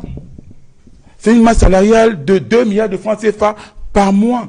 Imaginez le désastre dans l'économie locale. Parce que ces gens-là, généralement, ils injectent leurs revenus dans le tissu économique local. La CDC, aujourd'hui, on nous fait comprendre quoi? Que pour relancer la CRTV, la CDC, pour remettre sur les rails, il faut au minimum 29 milliards. Et que la CDC redécolle, vraiment, il faut 90 milliards de francs. C'est énorme. Regardez la Sonara. Mais c'est une catastrophe dans ce pays. Je me demande bien comment vous allez même parvenir à couvrir ce collectif budgétaire. C'est de ça qu'il est question. Regardez la Sonara, l'usine d'entrée au sol, avec les conséquences que ça va entraîner sur le reste des usines. C'est une catastrophe en termes de production. On a oublié maintenant d'importer le pétrole au Cameroun, avec ce que ça comporte comme dégradation des indicateurs macroéconomiques. Parce que quand l'importation grimpe et que l'exportation ne suit pas, donc ce déséquilibre. La balance commerciale. Des balances courantes, c'est-à-dire de balance commerciale et balance de paiement. Et ce qu'on ne dit pas, c'est que non seulement on va importer, mais même ce qu'on exportait, parce que les 3 produits phares de l'exportation camerounaise, c'est quoi? C'est le pétrole, c'est le bois, c'est la banane. La banane et le pétrole, c'est où? Banane, c'est la Sonara. Non, banane, c'est la CDC. Pétrole, c'est la Sonara. C'est au sol. Tout ça pourquoi? Parce que parlant de la Sonara, on parlait des facteurs exogènes. Il y a quel facteur exogène? Est-ce que c'est les Occidentaux qui nous ont demandé de ne pas avoir un contrat d'assistance technique?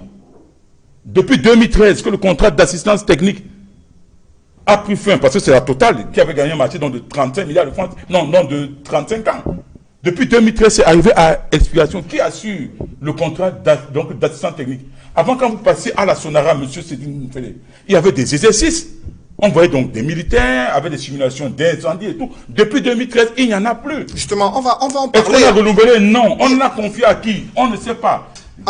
Il nous est revenu que c'est un privé. En attendant, je suis d'accord pour le national, qu'on nationalise le contrat d'assistant technique, mais pour que ce soit bien fait. En attendant justement qu'il y ait une C'est une enquête catastrophe. pour en savoir Je vous l'ai dit, davantage c'est le passif. sur l'affaire de la C'est votre Sonara. passif. Restons sur la question de la crise anglophone. La nouvelle expression a fait grand cas sur la situation à Woum, où il y a eu des affrontements intercommunautaires, une expédition punitive menée par une communauté à l'encontre d'autres populations installées dans cette localité de la région du Nord-Ouest, les accusant d'être parmi ces groupes armés séparatistes qui, selon eux, sont à l'origine de l'assassinat de leur chef. Voilà notre fléau qui prend de l'ampleur sur le théâtre de la crise anglophone. Edmond Kamgia. Monsieur Noufélé, la guerre qui sévit, qui est meurtrière dans les régions du Nord-Ouest et du Sud-Ouest depuis plus de 2 ans et qui fait beaucoup de morts, va s'aggraver si l'État, si le gouvernement ne fait pas attention à ce qui vient de se passer à Woum. Parce qu'il s'agit donc vraisemblablement d'un début de conflit intercommunautaire. Mais qu'est-ce qui s'est véritablement passé? Nous avons notre correspondant sur le terrain qui a été sur le terrain, qui a écouté les deux parties dans les différentes communautés et qui a constaté qu'il y a le chef d'une communauté qui est mort, mais que dans cette communauté-là où le chef est décédé, a été assassiné, ils disent que c'est l'autre communauté avec laquelle ils vivaient normalement sans problème depuis très longtemps. Ils n'ont jamais eu de problème, mais que c'est à cause de la crise anglophone, ils accusent les Ambazoniens. Ils disent que c'est les Ambazoniens qui sont venus tuer leur chef. Mais visiblement, d'après notre reporter sur le terrain, il n'y a pas d'éléments qui montrent, qui attestent de ce que ce soit véritablement des Ambazoniens qui le font. Puisqu'ils vivent en symbiose, c'est-à-dire que les communautés à laquelle appartiennent la plupart des Ambazoniens, comme celles à laquelle appartiennent ceux dont le chef est mort, ils n'ont pas de problème. Ils vivent en paix depuis des siècles. Voilà. On ne comprend pas qu'est-ce qui a pu se passer. Et on craint, et ça c'est le risque, on craint que la situation devienne plus complexe au cas où ce soit quelqu'un venu de l'extérieur qui ait instrumentalisé quelqu'un pour tuer ce chef et mettre en conflit les deux communautés. Il serait important que des enquêtes soient effectuées pour savoir véritablement qu'est-ce qui s'est passé, pour atténuer, faire en sorte que cela cesse. Parce que s'il n'y a pas une solution à cette question, à ce problème, ce sera la vendetta. C'est-à-dire, les communautés vont se tuer entre elles et on n'en finira pas. C'est important pour le gouvernement de suivre de près ce qui est en train de se passer.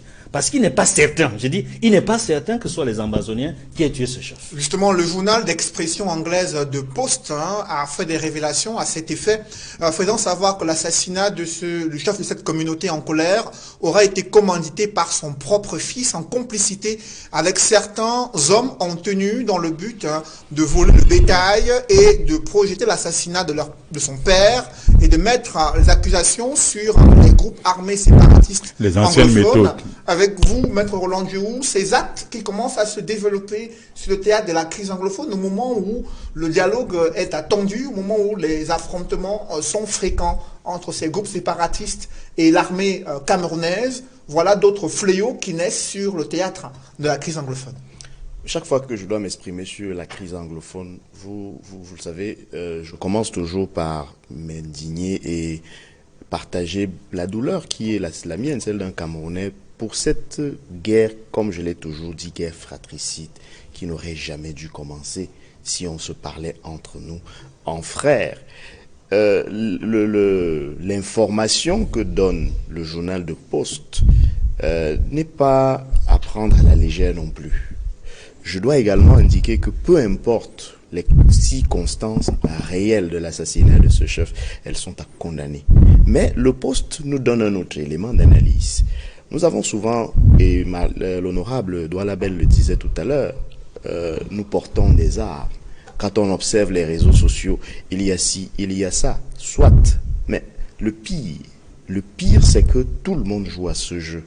Et c'est très grave quand dans un pays, l'État, le gouvernement, joue à ce genre de jeu.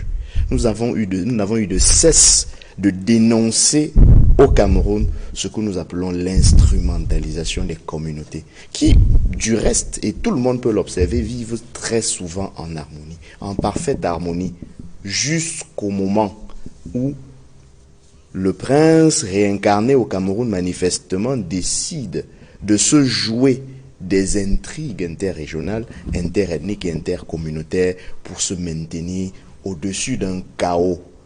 Il y a un politologue qui avait théorisé le pouvoir perpétuel en indiquant que le pouvoir perpétuel ne s'analyse que lorsqu'il y a le chaos. On peut donc se demander si ces éléments-là ne sont pas les éléments dont on use pour précisément installer le chaos et donc pour pouvoir se perpétuer. Parce que voyez-vous, si la vérité finit par indiquer qu'il s'agit d'un acte criminel instrumentalisé, on se posera la question de savoir à qui profite le crime. Je vous rappelle que le journal de Poste, c'est un journal sérieux, c'est un journal de qualité. Et quand ce journal fait des révélations pareilles, il faut prendre ça. En attendant, bien sûr, l'enquête officielle qui puisse effectivement donner plus ample d'éléments. Le gouverneur de la région du Nord-Ouest a condamné ces actes de représailles. Il a fait savoir qu'une enquête a été ouverte afin de déterminer les causes, les responsabilités. Il a salué l'attitude de l'armée camerounaise qui, selon lui, a évité le pire. Honorable Maryse Doualabel, je vous en prie, permettez aussi qu'elle réagisse sur cette situation avant qu'on revienne sur les propositions de sortie de crise, sur l'affaire de Woum, qui est révélatrice d'une profonde crise qui commence à avoir d'autres tournures après les violences meurtrières entre groupes armés séparatistes et les forces de sécurité. Voilà des communautés qui, à la suite de l'assassinat de l'un de leurs chefs, se mettent à mener des représailles à l'encontre de leurs propres frères sur le même territoire. Je crois que maintenant vous commencez à comprendre ce que j'appelais psychose. C'est pas les rafles.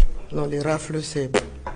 Ce que j'appelle psychose, c'est cette destruction mentale qui nous amène dans des postures psychologiques où chacun pense que c'est lui le persécuté.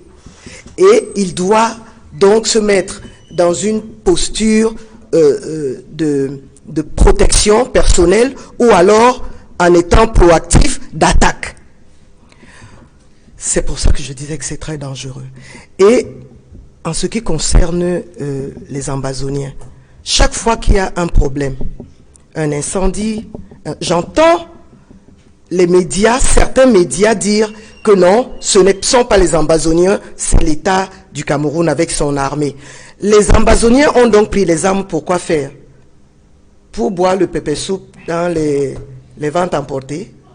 S'ils ont pris les armes, c'est bien pour se lever contre la République et poser des actes qui peuvent inquiéter la République. Donc pourquoi est-ce que quand il y a un acte qui inquiète la République, tout de suite, on commence à disculper les Ambazoniens pour amener la responsabilité vers les forces... Qu'en est-il de la Sonara? Pourquoi? Parce que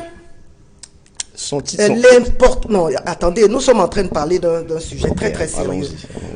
Vous disiez que ces gens-là d'habitude vivent ensemble. Dans la paix. Mais c'était comme ça au Rwanda. Les gens vivaient ensemble. C'était des voisins. Qu'est-ce qui n'a pas marché? Mais quand la Qu'est-ce qui n'a pas marché? Excusez-moi, quand la psychose s'installe, alors l'animalité qu'il y a en nous ressort et ça devient incontrôlable. Et c'est là qu'interviennent les autorités administratives. Oui, mais à condition que certains médias ne s'empressent pas à chaque fois de laver. Pour moi, tout est possible. Dans un terrain comme celui-là, tout est possible. Donc, ce qu'on doit faire, c'est d'abord, la sérénité dans l'analyse, au lieu de se précipiter à chercher qui est agresseur et qui ne l'est pas. On ne s'en sortira pas. Deuxièmement... Belle leçon qu'il faut adresser aux gens de chez vous. Je vous en prie, Roland, permettez qu'elle aille jusqu'au bout. Non, c'est un élément important parce que, voyez-vous, lorsqu'il y a eu les cas à Paris...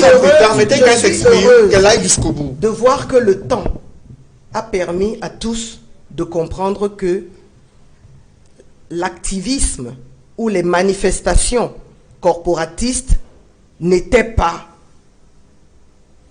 qu'une mèche.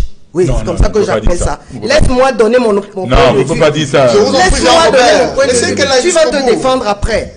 Parce Allez-y, que honorable. si ce n'était que des revendications corporatistes, on n'aurait pas pris les armes. On prend les armes pour des choses bien plus importantes. Alors moi je dis... Les avocats ont pris les armes alors? Sisikou peut aider. Il peut aider pourquoi? Parce que lui, il sait pourquoi il a fait prendre les armes. Maintenant, si c'est juste une question qu'il a pris une dette quelque part, qu'ils disent que le Cameroun rembourse l'argent à la personne et qu'on libère le nozo. Vous êtes en plein humour là. Non, je ne suis pas en plein humour. Non, Parce que je ne peux pas comprendre que Sisikou, alors ceux qui, sur le terrain actuellement, font office des généraux, qui conduisent, qui contrôlent ces groupes armés, ne comprennent pas qu'il faut qu'on baisse les armes. Si on avait suivi le consortium, si on avait suivi les doléances du SDF à l'Assemblée nationale, on n'en serait pas là. Et le SDF avait fait comprendre que si le dialogue n'est pas organisé, le désastre surviendra. Qui t'a donné Je vous en prie, Jean-Robert, vous allez pouvoir vous exprimer tout à l'heure. Vous pouvez la parole. Honorable, allez-y. Comme Cavani a retiré la parole au groupe à parlementaire. l'Assemblée nationale, le groupe parlementaire SDF a mené une action. Nous étions tous là. Malheureusement, vous étiez d'accord. Je vous en prie, Jean-Robert, laissez-la. Malheureusement, d'accord, vous étiez. Je vous en prie, Jean-Robert, laissez-la aller jusqu'au bout. nous étions là. Et l'action a été maladroite. Pourquoi? D'abord, c'était la session budgétaire. On a eu d'autres sessions avant. Maladroit. Il y avait une autre session avant. Le budget du Cameroun, c'est un moment important qui compte aussi. Donc, cette action aurait pu être menée au mois de juin. C'est faux. Je vous en prie, Jean-Robert. En juin, nous avons déposé, le groupe parlementaire du SDF a déposé ça en mars, en juin. Vous avez refusé de mettre l'action et d'inscrire ça à l'ordre du jour. C'est en pleine exaspération que le groupe parlementaire... L'action d'obstruction... En novembre, nous allons le faire. L'action... la vérité. L'action d'obstruction. Vous êtes député de la nation. Je parle de l'action d'obstruction. Qu'est-ce qui a créé l'obstruction? Alors, écoutez, je suis en train de dire que cette action, elle était malvenue. Si vos conseillers vous ont dit de le faire, c'était pas bon. Stratégiquement, c'était pas bon. Alors tu as soutenu. Et si c'était à refaire, je recommanderais qu'on le refasse. Jean-Robert, on a agi. Oui, honorable. Allez-y, allez-y. Quand on agit, c'est pour obtenir un résultat. C'est pas pour faire de l'agitation, pour que les télévisions montrent que vous êtes en train de faire quelque chose. Honorable Maryse Dolabert, je vous en prie. Aujourd'hui, c'est le Parlement européen qui s'est réuni pour parler de la crise anglophone. Le Parlement européen s'est réuni il y a quelques temps pour parler de la crise anglophone. Et le président de l'Assemblée nationale a fait un communiqué. Je vous en prie, messieurs, j'ai la parole, messieurs, permettez. Le Parlement européen s'est réuni pour discuter de la crise anglophone au Cameroun. Il y a eu la Chambre des représentants aux États-Unis qui a également évoqué cette question de la crise anglophone. Et les Camerounais sont surpris que des parlements des pays occidentaux puissent s'appesantir sur une crise sans qu'il n'y ait un débat parlementaire au sein des différentes chambres qui constituent le Parlement camerounais, à savoir le Sénat et l'Assemblée nationale. Depuis près de 3 ans que la crise anglophone perdure, il n'y a eu aucun débat. Comment comprendre cette situation? Je vous en prie, Jean-Robert, permettez à l'honorable de s'exprimer. Ok. Le travail de lobbying qui a été fait par le MRC et ses amis, puisque le SDF, lui, n'a plus personne. Ce travail de lobbying a fonctionné. Et c'est ça qui a permis le diviser pour régner vous aime particulièrement au RDPC. Direct avec certaines personnalités de ces... Parce qu'ils ont pris l'information où? Peut-être auprès de leurs ambassades, n'est-ce pas? Mais certainement qu'il y a eu un travail de lobbying. Donc, c'est normal que ces institutions aient planché sur ces questions. Est-ce que c'est normal également que le Parlement n'en parle pas depuis 3 ans? L'Afrique, toute l'Afrique. L'Union africaine, oui. Non, je parle des parlements africains. Ouais. N'en ont pas parlé. L'Union africaine, elle aussi, elle a été approchée et nous savons ce qui est attendu. Ce qui est attendu, c'est que le MRC vienne nous expliquer, vienne trouver sa victoire, et des résolutions ont été prises pour demander au gouvernement du Cameroun de trouver des solutions pour que le nozo soit apaisé. Maintenant, concernant le Parlement du Cameroun, au sein du Parlement du Cameroun, il y a le SDF, je ne le cache pas, oui, lui, il a posé le problème. Il y a une partie des Qui députés... est mort d'après vous, hein? Oui, mais... Qui est mort? Il y a les... Non, Je vous en prie, restons, allons jusqu'au bout des idées pour qu'on puisse comprendre. Donc, il y a au sein du Parlement le SDF qui a mené une action visible et audible, surtout audible, parce que c'était une agression sonore sans nom. Et il y a du côté du RDPC, les avis étaient plus ou moins partagés. Mais on en discutait. On n'a pas à mener le débat, c'est vrai, à l'hémicycle de manière officielle, mais les députés, à chaque fois, se sont par exemple posé la question de savoir pourquoi on envoie des émissaires alors que nous sommes censés être les représentants du peuple et que ce débat-là devait arriver. Donc, la chose a pris une maturation qui peut-être a duré, mais ne pensez pas que les députés camerounais n'ont pas été conscients que ce débat-là était le leur et qu'il fallait qu'ils le mènent. Après vous, Jean-Robert Wafossure, cette crise anglophone qui perdure et le Parlement camerounais officiellement qui n'a pas encore débattu de cette crise, pourtant il y a le Parlement européen, la Chambre des représentants aux États-Unis qui a également évoqué ce problème, le Parlement allemand également qui a interpellé son gouvernement fédéral sur les relations bilatérales entre l'Allemagne et le Cameroun concernant la crise anglophone. On a vu des parlementaires allemands qui sont venus au Cameroun pour s'enquérir de la situation. Comment expliquer cette attitude à la fois du Parlement camerounais et des relations que nous avons avec nos partenaires étrangers à propos d'une crise qui perdure depuis près de 3 ans? Écoutez, qu'est-ce que ce que vous avez cité, le Parlement européen, ainsi que la Chambre des représentants aux États-Unis, qu'est-ce qu'ils ont dit que le SDF n'a pas dit? Depuis octobre 2016, date de déclenchement de cette crise dans les deux régions, qu'est-ce qu'ils ont dit que le SDF n'a pas dit? Nous avons malheureusement affaire dans ce pays à un régime qui n'agit que quand ça vient de l'extérieur. Et même ceux qui sont à l'intérieur, la députée Maëlys Douala-Bel vient de faire état de ce qu'il y avait 2 camps chez eux. Il y avait des gens qui disaient, bon, qu'est-ce qu'on fait, machin. C'est la preuve de ce que, en réalité, le groupe parlementaire du RDPC est un syndicat de peureux et de peureuses.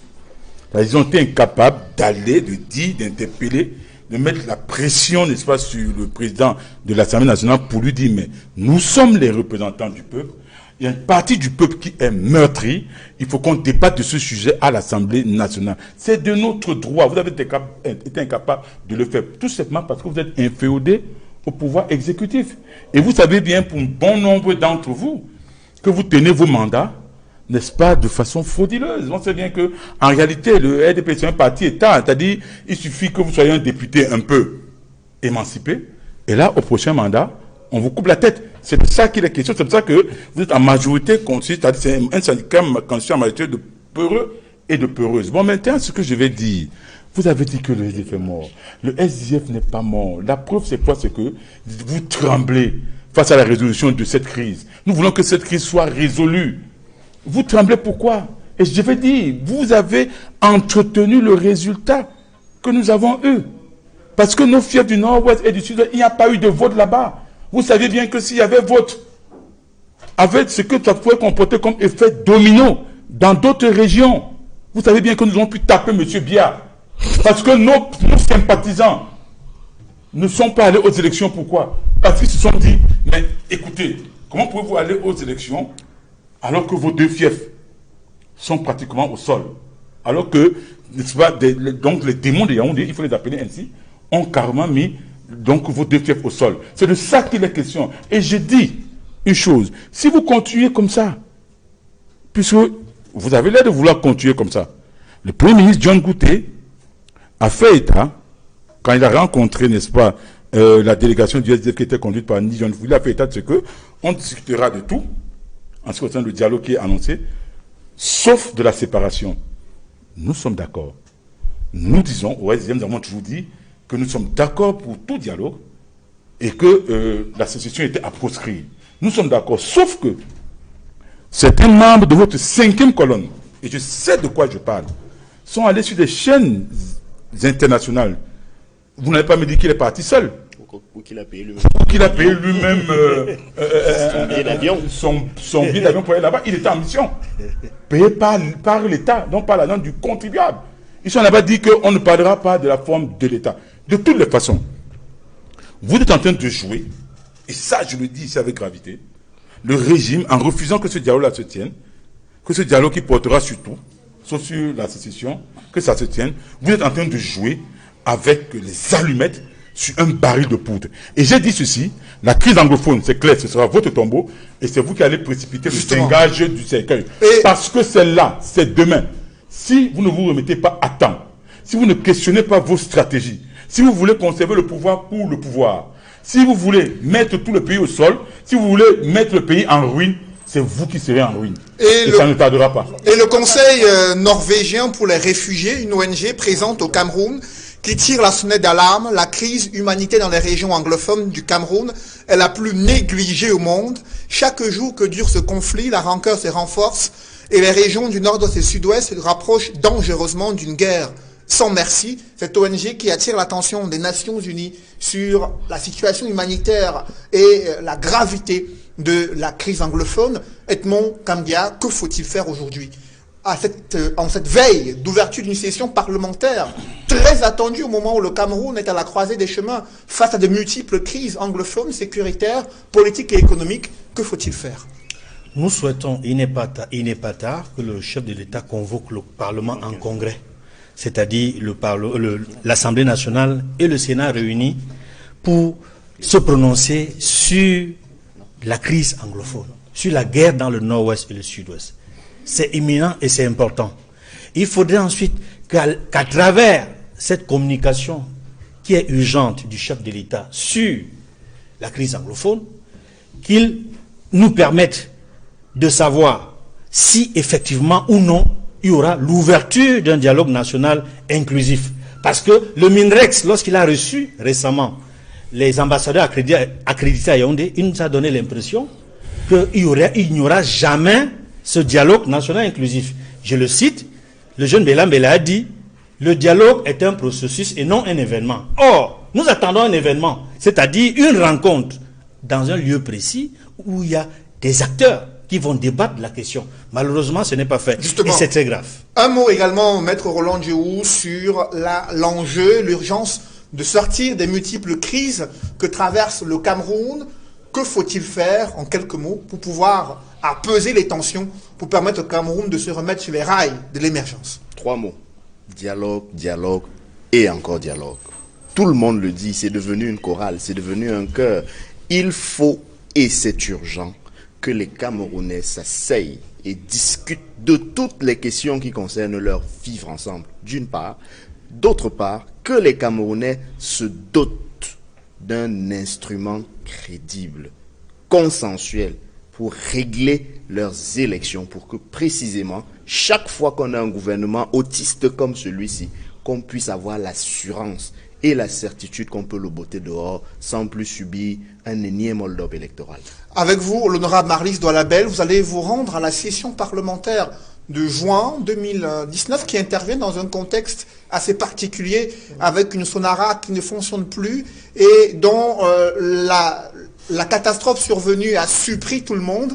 Une loi rectificative qui montre très bien que le Cameroun est en crise économique et cette crise anglophone, elle aussi, qui perdure depuis près de 3 ans. Que comptez-vous faire? Que faut-il faire à la fois pour le gouvernement et durant cette session parlementaire? Pour commencer, je dirais à M. Wafo que nous ne sommes pas des poltrons. Vous n'êtes pas Des poltrons. Nous sommes des acteurs Qui a utilisé ce politiques. Un synonyme, certainement. Je n'ai pas utilisé ce Les terme. peureux. Les peureux. Alors vous préférez peureux. Peureux aussi. Bon. La crise Puisque je suis bien gentil. La crise anglophone est le résultat d'un déni.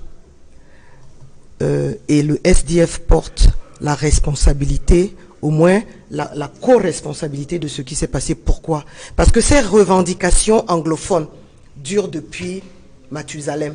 Et maintenant, sur les solutions, je vous en prie, allons droit au but pour les solutions. Tout le temps, depuis, ça fait 29 ans, c'est combien le SDF 29 ans. 29 ans.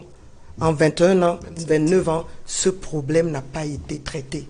il aurait pu être traité déjà au sein du SDF. Ça n'a jamais été fait. Bon. Et quelle est la responsabilité du gouvernement aujourd'hui, oui, ça c'est mon point de vue. Une trentaine d'années maintenant. Et maintenant, le SDF dit qu'il n'a plus... Mais les sympathisants ne sont pas allés vous voter parce qu'ils avaient déjà pris la carte du MRC. Vous vouliez qu'ils viennent... Honorable, nous n'avons pas assez de temps pour ces batailles politiques.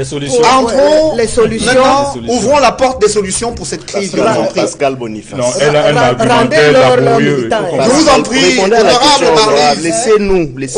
Répondez à la question. On vous demande la solution, vous. Alors, la solution, Voilà. je pense que le président de la République a envoyé un émissaire dans le Nozo. L'émissaire a déclaré qu'il y aurait un débat sur tous les sujets, sauf le sécessionnisme.